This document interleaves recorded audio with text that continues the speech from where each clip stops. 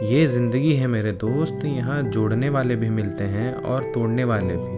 और मुझे जोड़ने वाले ये 4 दोस्त मिले, जिनके साथ मैं दुनिया के सबसे ऊंचे शिव मंदिर तुंगनाथ की ओर चल पड़ा। तो सफ़र की शुरुआत लखनऊ से करते हैं। नवाबों का शहर भी कहा जाता है इसे। तो लगभग 1 बजे की मेरी फ़्लाइट थी चौधरी चरण एयरपोर्ट से जॉली ग्रैंड, जो देहरादून में है। और आधे घंटे का ये सफ़र था। और जैसे ही मैं जॉली ग्रैंड एयरपोर्ट पहुंचा तो मुझे जॉली ग्रैंड से देहरादून लगभग 26 किलोमीटर है और जॉली ग्रैंड से ऋषिकेश जो है वो 21 किलोमीटर है। अब वहाँ पे एयरपोर्ट के बाहर पब्लिक ट्रांसपोर्ट चलता नहीं है, तो हमें टैक्सी हायर करनी पड़ जाती है। तो मैंने लगभग 600 रुपये दे के एक टैक्सी हायर किया और शाम के टाइम मैं ऋषिकेश आ गया। जद्दोजहद करने के बाद लगभग 1 घंटा घूमने के बाद मुझे एक हॉस्टल मिला जिसका नाम स्काई यार्ड था।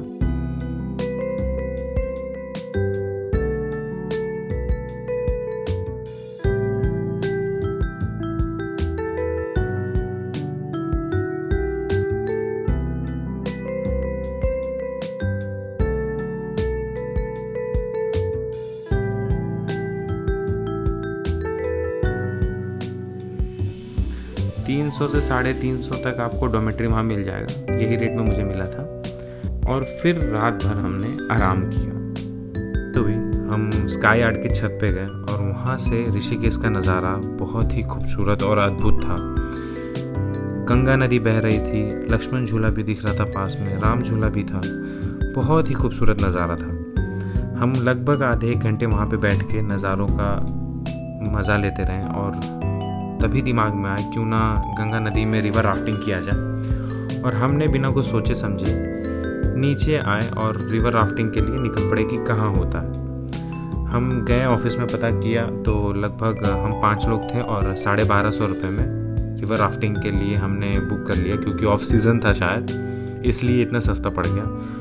हमने वहाँ पे पेपर साइन किया जो करना पड़ता है, अंडरटेकिंग फॉर्म था। और फिर उसके बाद हम 6 किलोमीटर ऊपर चले गए जहाँ से रिवर राफ्टिंग होता है। और हमने कभी एक्सपीरियंस नहीं किया था, ये बहुत ही खूबसूरत एक्सपीरियंस था जो हमने किया, रिवर राफ्टिंग किया। फिर उसके बाद हमने जंप भी किया, बहुत ही अच्छा नज़ारा था और बहुत ही अच्छा एक्सपीरियंस भी रहा। आते ही जब रिवर राफ्टिंग हमारी हो गई, हम गीले थे और गीले थे इसलिए हम फटाफट वापस रूम पे गए। और रूम पे हमने कपड़ा वपड़ा चेंज किया तो पता लगा कि यहाँ पे बहुत अच्छी आरती भी होती है परमात्म निकेतन आश्रम में। और फिर हम वहाँ के लिए निकल पड़े, जो लगभग स्काई यार्ड से 1 किलोमीटर या 1.5 किलोमीटर दूरी था।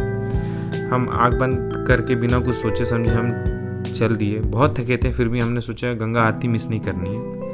हम वहाँ गए, गंगा आरती बहुत ही खूबसूरत तरीके से हो रही थी। शिव जी की वहाँ पे एक बड़ी सी मूर्ति थी, वो भी बहुत ही खूबसूरत लग रही थी, गंगा नदी के बीच ही में थी वो। तो हम वापस रूम पे आ गए आरती देखने के बाद। और जैसे कि हमारा प्रोग्राम था कि दुनिया के सबसे ऊंचे शिव मंदिर पे जाना है, तो हम ऋषिकेश में थे और रात हो गई थी, लगभग 12 बज चुके थे। और 3 बजे की हमारी बस थी जो ऋषिकेश से कुंड तक जाती है। तो हम बिना सोए, नींद हमारी आंखों में भरी पड़ी थी, फिर भी हम सोए नहीं। और क्योंकि हमें जाना था, हमारी मंजिल पे हमें पहुंचना था, हमने रात की 3 बजे की बस पकड़ ली और बस का सफ़र शुरू हो गया। और हमने रात को 3 बजे बस पकड़ ली और बस का सफ़र शुरू हो गया। बहुत ही मज़ा आया, बहुत ही खूबसूरत नज़ारा थे, हर तरफ ही पहाड़ थे और गंगा नदी बह रही थी। इतना खूबसूरत नज़ारा मैंने कभी नहीं देखा था। बीच में कहीं कहीं लैंडस्लाइड भी हो गए थे, 10-15 मिनट हमें रुकना भी पड़ा था, पर और मज़ा आ रहा था हमें कि हमने कभी लैंडस्लाइड देखी नहीं है। और लगभग हम 9:30 के 10 बजे के करीबन हम कुंड पहुंच गए। कुंड पहुंचते ही हमने देखा वहाँ पे गाड़ियाँ लगी थी लाइन से, जो 10 रुपये पर पर्सन लेती है, जो ओखीमठ पहुँचाती है। तो हमने 50 रुपये उसे दिए और वो हमें ओखीमठ छोड़ दिया। ओखीमठ लगभग हमें 10 मिनट लगा था, कुंड से 10-15 मिनट लगे थे। हमने वहाँ पे GMVN के जो गवर्नमेंट कॉटेज होते हैं वहाँ पे हमने रूम बुक किया था। 300 रुपये पर पर्सन थे, वहाँ पे भी डॉर्मेट्री चल रहा था। वहाँ से एक बहुत ही खूबसूरत नज़ारा केदारनाथ बाबा का दिखता है, जो पहाड़ है, बहुत ही खूबसूरत नज़ारा है। हम लगभग उसे ही देखते हैं जब हम रूम खोलते हैं, वहाँ जाते हैं, मतलब जैसे ही रूम खोल के हम बाहर जाते हैं वो नज़ारा हमें पहले दिख जाता है। तो हमने सोचा क्यों ना ओखीमठ में घूमा जाए, कौन सी जगह अच्छी है। तो घूमते घूमते हम एक ऐसी जगह पहुंच गए जिसका हमने उम्मीद भी नहीं किया था। केदारनाथ जैसे कि बंद होता है ठंडी के मौसम में, और उनकी जो मूर्ति होती है केदारनाथ बाबा की, वो ओखीमठ में लाई जाती है। तो वहाँ पे एक मंदिर है, ओमकारेश्वर मंदिर, वहाँ पे उनकी मूर्ति थी और हम बहुत ही खुशनसीब थे, हमें उनके दर्शन भी हो गए और हमने दर्शन किया, बहुत ही अच्छे तरीके से हमने दर्शन किया। और फिर उसके बाद हम वापस आए, हम बहुत खुश थे कि हमने दर्शन पा लिया। और उसके बाद हम रूम पे आए और फिर हमने उस दिन आराम किया, क्योंकि दूसरे दिन हमें बहुत ही लंबा सफ़र तय करना था। तो हम बहुत जल्दी उठ गए थे सुबह, क्योंकि हमें तुंगनाथ का ट्रैक करना था। 2000 रुपये का हमारी गाड़ी बुक हुई थी। हमने फटाफट बैग वैग सामान वामान सब गाड़ी में भरा और सफ़र के लिए निकल पड़े। जैसे ही हम चोपटा पहुंचते हैं, ओखीमठ से लगभग 23 किलोमीटर है, वो नज़ारा एक अलग ही होता है, एहसास भी अलग होता है। बर्फ़ ही बर्फ़ होते हैं ठंडी के मौसम में और खूबसूरती बढ़ते ही चली जाती है। हम जैसे ही चोपटा पहुँचे, हमने सोचा कि कुछ खा लिया जाए। हमने मैगी खाया और उसके बाद हमने तुंगनाथ के ट्रैक शुरू की। जो हमने तुंगनाथ की ट्रैक शुरू की थी, लगभग 9 बजे हमने शुरू कर दिया था। जैसे ही हमने तुंगनाथ का ट्रैक शुरू किया, गेट पे घंटी थी, हमने घंटी बजाई और भगवान से कहा कि भगवान सब कुछ अच्छे से हो जाए ये ट्रैक। तो 100 मीटर की ही दूरी पे एक छोटा सा चेक पोस्ट पड़ता है, जहाँ पे आपको एंट्री करानी पड़ती है।